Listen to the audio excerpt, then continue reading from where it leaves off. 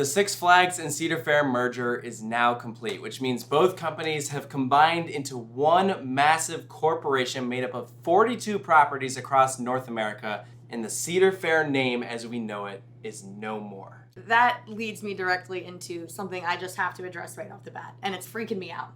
The new logo. It's the new logo. This is crazy. It's the Six Flags name Cedar Fairified. Yeah, it's very odd. Now, I'm just going to go ahead and say I'm pretty sure that this logo is mainly going to be used for, like, talking about, like, the corporation, right? And that the individual parks will probably keep the old. You think? I mean, I guess there is some level of nostalgia, and I think about like poor Six Flags St. Louis that just updated their entrance with like the gateway arch and how nice it looks. They'd be like, nope, we have to redo it now and put this logo in place. Yeah, I think they're gonna keep it because, like, again, it's brand recognition, right? Like, people not only know the Six Flags name, but they know what the logo looks like. So I feel like if they immediately took that away and like changed it all over, people would be like, yeah. Well, what's interesting though is, I mean, this is like the first step in showing that this is like a new era for the company. They are moving in a different direction. So the merger was completed on July 1st, 2024, and they sent out a press release kind of describing what to expect with the new Six Flags company,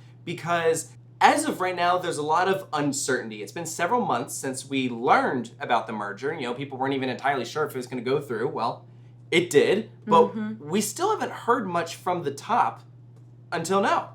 Yeah, so we did a video a bit ago where we like talked about our thoughts when it was initially announced. So definitely recommend going and listening to that video. At least now we can see that it is actually happening. I think there was a level of skepticism from everybody. Like, is this really going to go through? Is this too much of a monopoly to go through? Yeah, but I mean, there's other parks nearby, a lot of these other locations, like even the ones that are real close to each other, Knott's Berry Farm, Magic Mountain. It's like, well, you still got Disneyland and Universal out there. Kingsway and Six Flags America, well, you still have Busch Gardens, Williamsburg, Hershey Park in that region. So like, it's not a monopoly. They're still going to have to compete, but how will that change future investments? Well, according to this press release, it should still mean plenty of new stuff. They specifically, word for word, say that our enhanced financial flexibility will enable us to invest in new rides, attractions, food and beverage options, and state-of-the-art consumer technologies. And these investments are designed to grow attendance, increase per capita spending, and enhance profitability.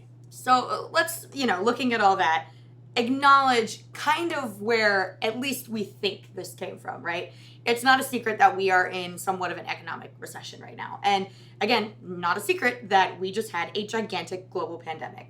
And a lot of these parks, actually all of them at some point, were closed and didn't have anyone coming in the door, but they still were like paying people and, like they lost a ton of money that they would have made otherwise. Yeah. So I think both companies were in a bit of a rut.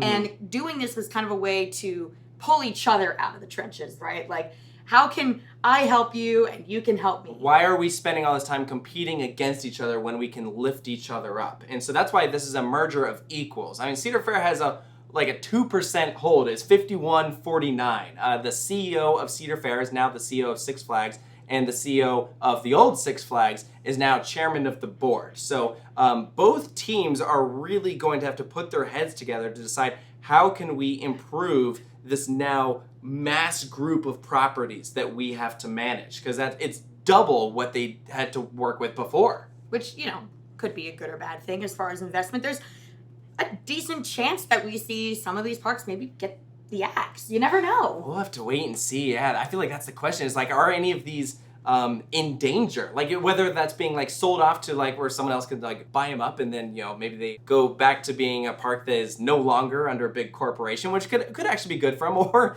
they could go the route of what it sounds like for CGA, which is get bulldozed and put in warehouses or office buildings. Yeah. Which is just sad. Well, the thing with CGA is it's on very valuable land. Yeah. In California, come on. And then another one that could potentially be on the chopping block, Six Flags America. Hello, how expensive is it to have land in the DC area now? Yeah. Like, that land is super valuable. You never know, like, now that they have so many properties, if they're going to be like, well, we don't need all of these necessarily. It's going to be interesting to see, and I think that's why there's a sense of reservation that everyone has with this. Even now that we have this press release, we're being told all these positive things, but will they actually come to fruition?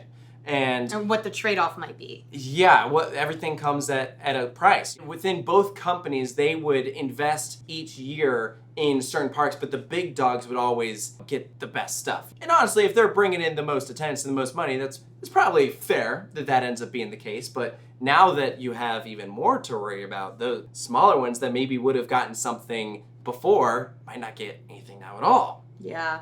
I think, another thing to talk about here is that both of these parks have things that they do really well and things that maybe they don't do so well, and could they complement each other? So I think a good way to kind of approach that is, what do you think Six Flags as a company does well? I feel like they are extremely innovative and they're willing to take risks. You mentioned the pandemic. Go back to when the parks were just reopening. They were leading the way in innovation. They integrated like touchless bag check at security. And now you see that at parks all over, but Six Flags was the first. And that was such a good solution. I agree. They've always been a lot more willing to take a chance on a company, right? They have been more open to going with a prototype, which hasn't always paid off, but it has been a way for them to have just all these amazing rides that wouldn't have existed if they were more on the conservative side, like maybe Cedar Fair has been. Absolutely. And so I think that we're going to have to wait and see how that affects the new additions. You know, which manufacturers do they pull from in this big corporation? Because there's a lot out there and they each had their list of who they, picked favorites from. And it's been interesting talking with people at those manufacturers like, hey, what do you think of this? And the general consensus is we don't know. We know a lot of people at the park levels. We're like, what do you think of the merger? And they don't know. This is just such unknown territory where everyone at the top is being very tight-lipped. Another thing that Six Flags does really well is just thrills, period. They have some incredible roller coasters. That's where they're spending their money. I mean, it sometimes comes at the cost of like landscaping or general park appearance. A lot of concrete at some Six Flags parks, and some are nicer than others, but thrills in general are done very well, and that's why the Six Flags name is so liked by the public, because people associate Six Flags with fun and excitement and adrenaline. So now switching gears over to Cedar Fair, what would you say that they did well? Food and beverage, for sure. I know we've mentioned this in some vlogs, but like this is something that has really been apparent over the past couple years. They have spent so much time and money into their food division that all of their parks have awesome offerings. And I don't think I can say that for Six Flags most of the time. I know there's exceptions. But how easy would it be to just be like, hey, here's our recipes of things that we offer at these parks. Send them over to the kitchens at your Six Flags. They can still make your chicken tenders and your pizza or whatever. I feel like that would be a huge step in the right direction. In theory, shouldn't cost as much as like redoing entire areas, Yeah, and I think also just generally speaking, atmosphere is usually nicer, and they usually have a bit more charm to them. And that's not to say that that's the case for all of them. We were just at Great Escape recently, and that's a very charming park. Yeah, very cute. I would love to see a lot of those parks get beautified. And I think that again, like how you could spend that money wisely that isn't necessarily in the form of a big new attraction. So, where one has strengths, usually it's the other one is having some kind of weakness there. So hopefully they can kind of balance each other out. So yeah.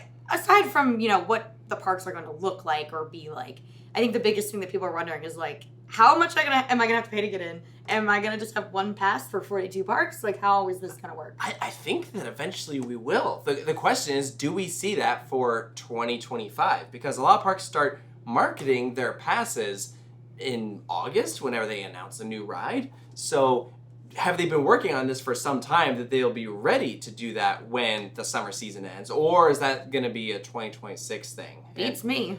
The thing with Six Flags that I feel bad for them is that their whole pass system has just been an absolute mess over the past couple of years, just constantly changing. The Cedar Fair one has stayed, for the most part, consistent. I guess they did technically get rid of Platinum Pass. Now it's like theirs is kind of weird now parks too. Gold or something. Yeah, they changed too. So now it's going to be one big change that hopefully is like, this is it. Yeah, and I hope we get a snack on our dining plan for Cedar Fair. You know what? Now. There's another thing Six Flags does well. I love the snack option. Yeah. That's always great. So, yeah, that's the question is like, will we see this pass? And then when are we going to start seeing these changes take place? And I imagine that a lot of the changes that are going to happen are going to be internal and things that you might not be able to notice at a park level. And I could see that being for the first year. I think about like when Hershen took over Kentucky Kingdom. We didn't see a whole lot of change in the park itself for the first. It's starting. We're seeing more now, but at first there's a lot that they had to do internally. Yeah. So, you know, to bring it up to speed. So I think before you even start adding new attractions and everything, you have to